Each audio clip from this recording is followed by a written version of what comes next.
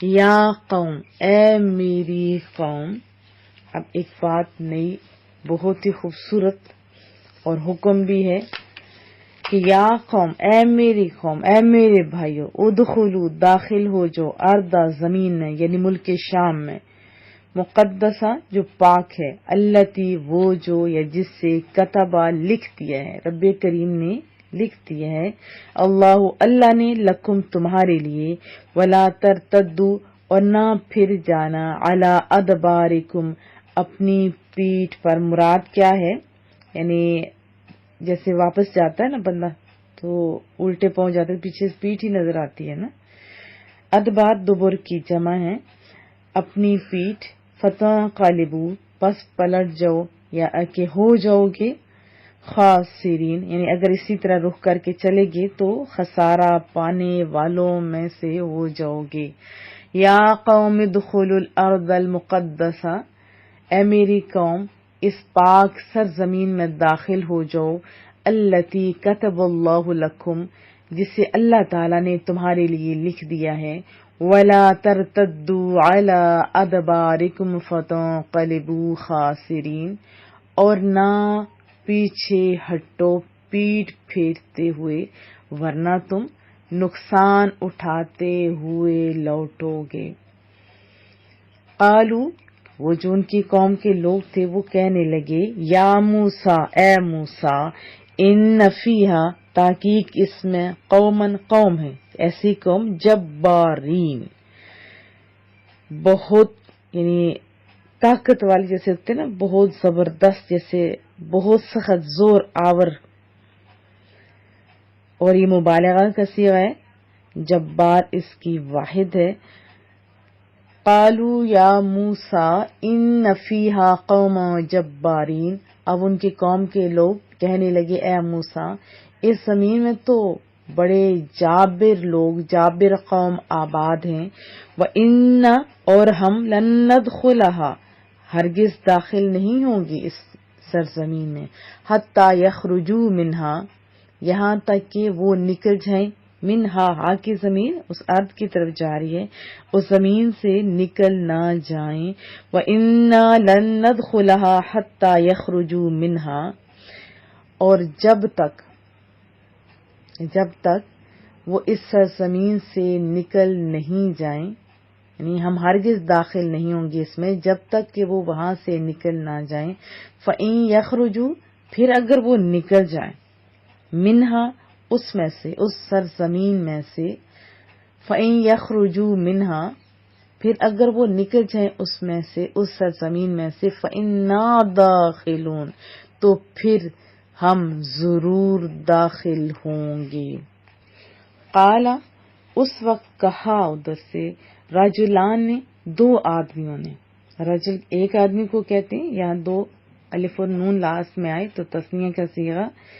رجلان، دو آدمیوں نے، من الذین، ان میں سے جو، یخافون، اللہ سے ڈرنے والوں میں سے تھے، ان میں سے دو بندوں نے کہا، انعم اللہ، انعام فرمایا رب کریم نے، علیہما، جن پر، یعنی ان دو اشخاص جن پر اللہ تعالیٰ نے انعام فرمایا ہے، یا اللہ کی عنایت تھی جن پر، وہ کہنے لگے، ادخلوا، داخل ہو جاؤ تم، علیہم الباب، ان پر، یعنی دروازے سے. ادخلوا علیہم، داخل ہو جاؤ تم، علیہم، ان پر، بابا دروازے کو کہتے ہیں. فَإِذَا دَخَلْتُمُوهُ، اور جب تم دروازے سے داخل ہوگے، فَإِنَّكُمْ غَالِبُونَ، تو یقیناً تم غالب آ جاؤ گے. وَعَلَى اللَّهِ، اور اللہ پر بھروسہ کرو. فَتَوَكَّلُوا، بس وعلی اللہ، اور اللہ تعالیٰ پر. فتوکلوا، بھروسہ کرو. ان کنتم مؤمنین، اگر تم ایماندار ہو، ایمان والے ہو. قال رجلان من الذین یخافون انعم اللہ علیہم ادخلوا علیہم الباب، تو اس وقت جب سب انکار کر رہے تھے، اس ٹائم دو آدمیوں نے جو اللہ سے ڈرتے تھے، یعنی اللہ سے ڈرنے والوں میں سے، اور جن پر اللہ نے انعام فرمایا تھا، انہوں نے کہا کہ بے دھڑک داخل ہو جاؤ اس ایریے میں، اس جگہ پر، ان پر، کہاں سے؟ بابا دروازے سے. فَإِذَا دَخَلْتُمُوهُ فَإِنَّكُمْ غَالِبُونَ، اور جب تم دروازے سے داخل ہوگے تو یقیناً تم غالب آ جاؤ گے. وَعَلَى اللَّهِ فَتَوَكَّلُوا إِن كُنتُم مُّؤْمِنِينَ، اور اللہ پر بھروسہ کرو اگر تم ایماندار ہو. قالوا، کہنے لگے، یا موسیٰ، اے موسیٰ، ان لن ندخلها، ہم ہرگز داخل نہیں ہوں گے اس میں، ابدا، کبھی بھی، ما داموا، جب تک وہ رہیں گے. یہ اردو کے لفظ ہوتے ہیں، دوام، ہمیشہ رہنا وغیرہ. فیہا، اس میں. فَاذْهَبْ أَنْتَ، پس جاؤ آپ. ایسی قوم تھی، بجائے اس کے مان لیتے، کہنے لگے موسیٰ تم جاؤ. وَرَبُّكَ، اور تیرا رب جائے. فَقَاتِلَا، پس لڑو تم دونوں. اِنَّا ہَاہُنَا، ہم یہاں. قَاعِدُونَ، بیٹھے، ہم یہاں بیٹھے، تم دونوں جو. اِنَّا لِلَّهِ وَإِنَّا إِلَيْهِ راجعون. قالوا یا موسیٰ انا لن ندخلها ابدا ما داموا فیہا، کہنے لگے اے موسیٰ ہم اس میں قیامت تک ہرگز داخل نہیں ہوں گے جب تک وہ وہاں ہیں. فَاذْهَبْ أَنْتَ وَرَبُّكَ فَقَاتِلَا إِنَّا هَاهُنَا قَاعِدُونَ، بس جاؤ تم اور تمہارا رب اور دونوں لڑو ان سے، ہم تو یہاں ہی بیٹھے رہیں گے، یا ہم یہیں بیٹھے ہیں، بیٹھیں گے. قال، حضرت موسیٰ علیہ السلام نے پھر عرض کی، پھر موسیٰ علیہ السلام نے عرض کی، رب، اے پروردگار، انی، بے شک میں، لا املک، نہیں اختیار رکھتا، میں نہیں ہوں مالک، میری نہیں چلتی یہاں پہ، نافرمانوں پہ کہاں چلتی ہے، ان پہ میرا اختیار نہیں. الا نفسی، مگر اپنی جان کا. واخی، اور اپنے بھائی کا میں مالک ہوں، اختیار رکھتا ہوں. ففرق، پس جدائی ڈال دیجیے. بیننا، ہمارے درمیان. وبین القوم الفاسقین، اور نافرمان قوم کے درمیان. قال رب انی لا املک الا نفسی، حضرت موسیٰ علیہ السلام نے عرض کیا، میرے رب، میں مالک نہیں ہوں سوائے اپنی ذات کی، واخی، اور اپنے بھائی کے. ففرق بیننا وبین القوم الفاسقین، پس جدائی ڈال دے ہمارے درمیان اور اس نافرمان قوم کے درمیان. آیت 20 میں حضرت موسیٰ علیہ السلام نے اپنی قوم کو اللہ تعالیٰ کی نعمتیں یاد دلائی تھی، اور 21 میں اپنی قوم کو اللہ تعالیٰ کی نعمتیں یاد دلانے کے بعد ان کو اپنے دشمنوں پر جہاد کے لیے نکلنے کا حکم دیا. فرمایا کہ اے قوم، مقدس سرزمین میں داخل ہو جاؤ. اور اس زمین کو مقدس اس لیے کہا گیا کہ وہ انبیاء کرام کی مسکن تھی، رہائش گاہ تھی. تو اس سے یہ بھی پتہ چلا کہ انبیاء کرام کی سکونت سے زمینوں کو بھی شرف حاصل ہوتا ہے اور دوسروں کے لیے باعث برکت ہوتی ہیں. اما ہاجرہ کے جہاں قدمین لگے تھے وہ بھی تو برکت والی جگہ ہے، وہ بھی تو برکت والی جگہ ہے نا، جہاں پہ دعائیں قبول ہوتی ہیں، عمرے کا لازمی پارٹ بھی ہے. تو اختصار کے ساتھ یہ واقعہ پورا سنائی دیتی ہوں کہ حضرت موسیٰ علیہ السلام نے اپنی جو قوم تھی بنی اسرائیل کو ساتھ لیا، مصر سے ہجرت کی. سمندر کو آپ جانتے ہیں کہ کیسے عزت کے ساتھ انہوں نے عبور کیا، اور اسی سمندر میں فرعون اپنی لشکر سمیت غرق ہو جاتا ہے. تو آپ وادی سینا میں فروکش ہو گئے، تو 1 سال وہیں قیام کیا. تو اسی دوران آپ کو تورات جیسی نعمت بھی رب کریم نے عطا فرمائی. اس کے بعد آپ نے اپنی قوم کو اپنے آبائی وطن یعنی شام کی طرف جانے کے لیے ایگری کیا، آمادہ کیا. تو وہاں کے لوگوں کے حالات معلوم کرنے کے لیے یہ دیکھیں، یہ خوبصورت طریقہ بتایا جا رہا ہے نا، معلوم کرنے کے لیے جو انہوں نے 12 نقیب بنائے تھے نا، ان کو روانہ کیا جو 40 ڈیز تک 40 دن تک وہاں رہے, وہاں کے حالات کا مشاہدہ کرتے رہے. جب واپس آئے تو حضرت موسیٰ علیہ السلام نے انہیں فرمایا کہ قوم کے سامنے برملا ایسی کوئی بات نہ کہنا جس سے ان کے حوصلے پست ہوں. یہ دیکھیں یہ خوبصورت طریقہ ہے, رسول اللہ نے بھی ایسے ہی سکھایا تھا. توجہ کی حاجت ہے. لیکن دیکھیں کہا 12 کو, لیکن 12 میں سے 10 نے تو وہاں کے لوگوں کی قوت اور جبروت, طاقت, قد و قامت اور ان کے قلعوں کی مضبوطی کا ایسا نقشہ کھینچا کہ بنی اسرائیل تو ویسے بزدل قوم تھی, وہ چلا اٹھے اور بڑی بے باکی سے اپنے ہی پیغمبر کو کہہ دیا کہ ہم ایسی جابر قوم سے ٹکر لے کر اپنے بچوں کو یتیم نہیں کر سکتے, اپنی بیویوں کو بیوہ کرنے کے لیے ہم تو تیار نہیں. جائیے آپ بھی اور آپ کا خدا, پہلے ان سے جا کے لڑیں اور ان سے ملک کو پاک کریں, پھر ہم اپنے آبائی وطن کا رخ کریں گے. تو انہوں نے کہا ہم شام کی زرخیز زمینوں, ٹھنڈے پانی کے ابلتے چشموں, یعنی جو ابلتے ہوئے چشمے تھے, اور پھلوں سے لدے ہوئے باغات تھے, وہاں کی عزت کی زندگی سے ہم تو باز آئے. بھائی دیکھیں ان کا اندازہ اپنے نبی کے سامنے کیا کہا, ہم تو واپس مصر جاتے ہیں. وہاں مانا غلامی ہے, غلامی کی ذلت ہے, لیکن موت کا ڈر تو نہیں ہے نا. دیکھیں غلام ذہن ایسے سوچا کرتے ہیں. جب انہی کے درمیان 12 نقیب تھے نا, 10 نے تو یہ کہہ دیا, 2 ان میں سے یوشع بن نون ان کا نام لکھا جاتا ہے اور دوسرا نام غالباً ہے. انہوں نے بہت سمجھایا کہ نہ مرد نہ بنو, بزدل نہ بنو, ذرا ہمت کرو, دشمنوں پر حملہ تو کرو, جہاد تو کرو, پھر دیکھنا نصرت الہی کس طرح تمہاری مدد کرے گی, تمہارے دشمنوں کو کچل کر رکھ دیتی ہے. لیکن ان پر کوئی اثر نہیں ہوا.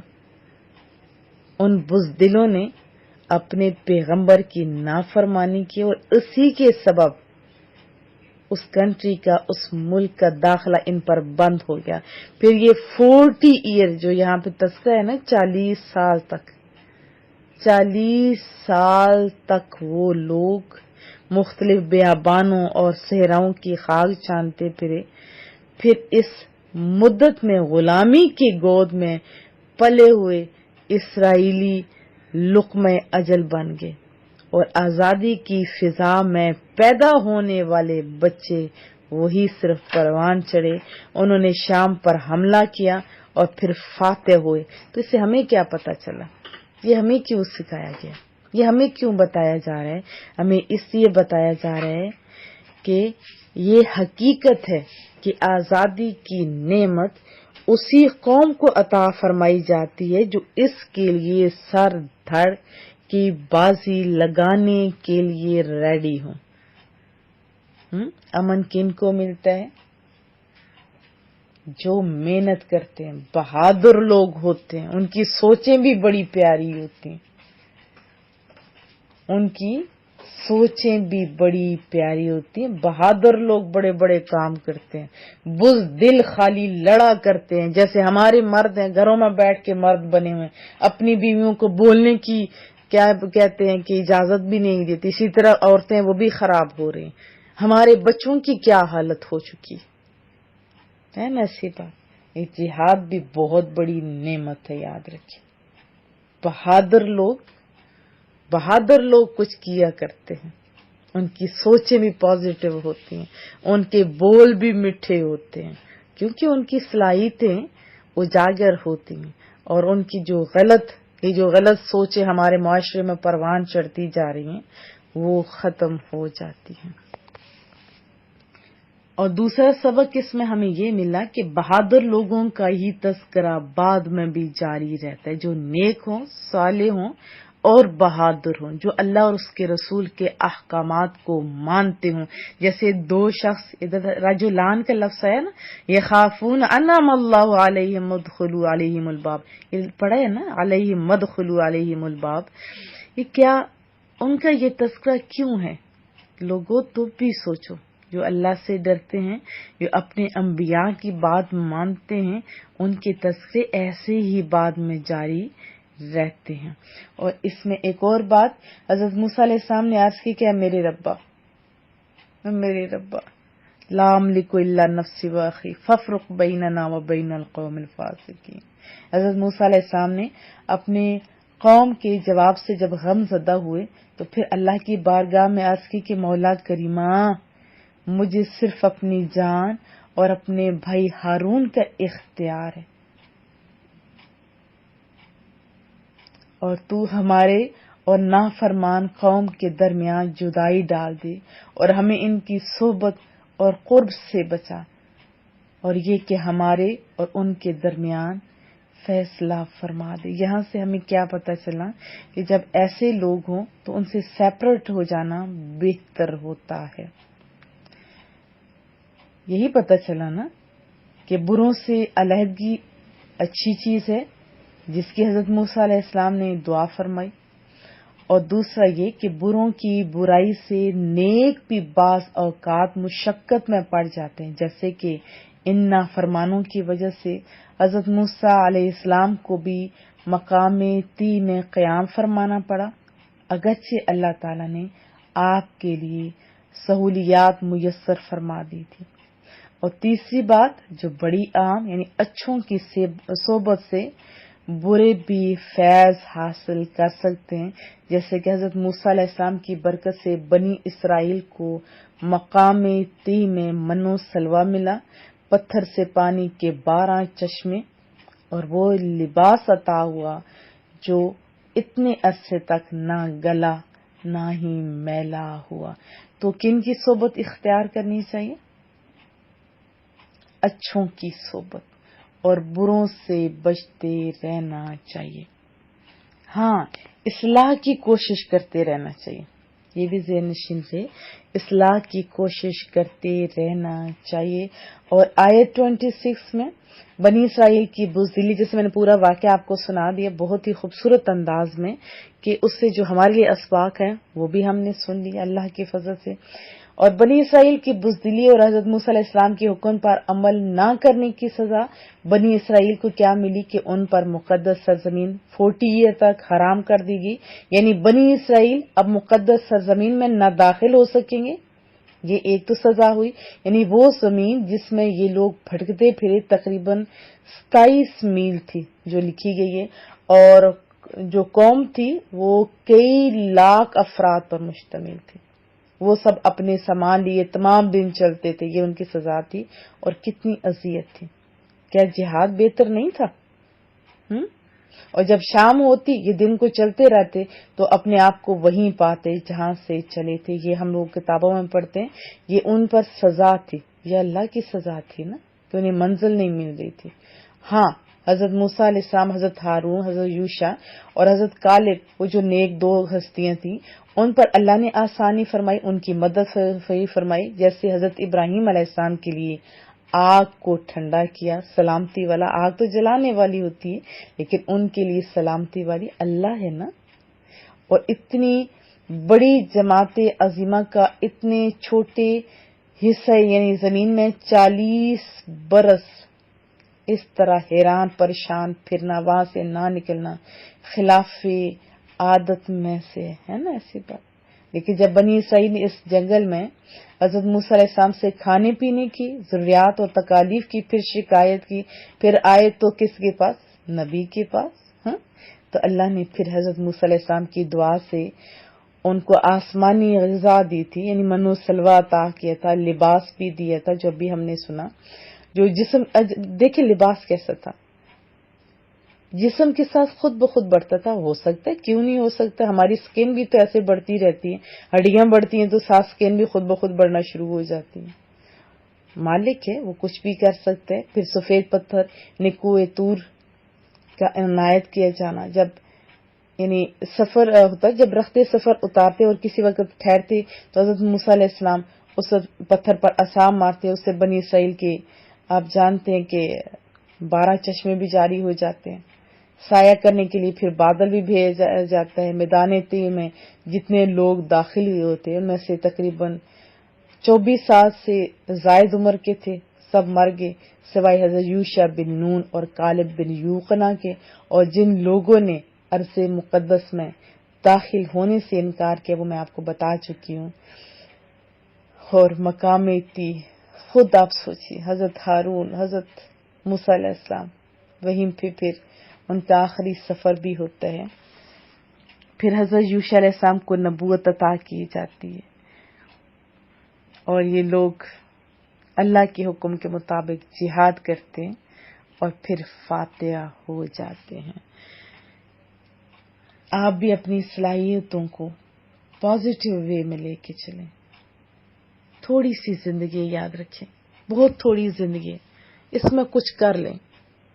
یہ آپس میں لڑ کے اور پتہ نہیں اتنی صلاحیتوں کو غلط طریقے سے ضائع کیا جا رہا ہے. دیکھو آپ کو اللہ کے سامنے جانا ہے، کیا جواب دو گے کہ مالک تو نے تو ہمیں سوچنے کی حص دی، بولنے کی حص دی، اس سے ہم بہتر کام کر سکتے تھے. ہم نے تو لوگوں کے پیچھے ٹین ہی باندھتے رہے، ان کی باتیں کرتے رہے، سازشیں کرتے رہے، اپنے ہی گھروں کو تباہ کرتے رہے، اپنے گھروں کو فتنے کی آماج گاہ بناتے رہے. دیکھو کیا جواب دو گے.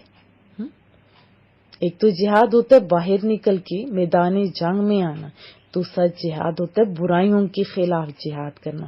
کون کون میرے ساتھ آج جہاد میں شامل ہوگا؟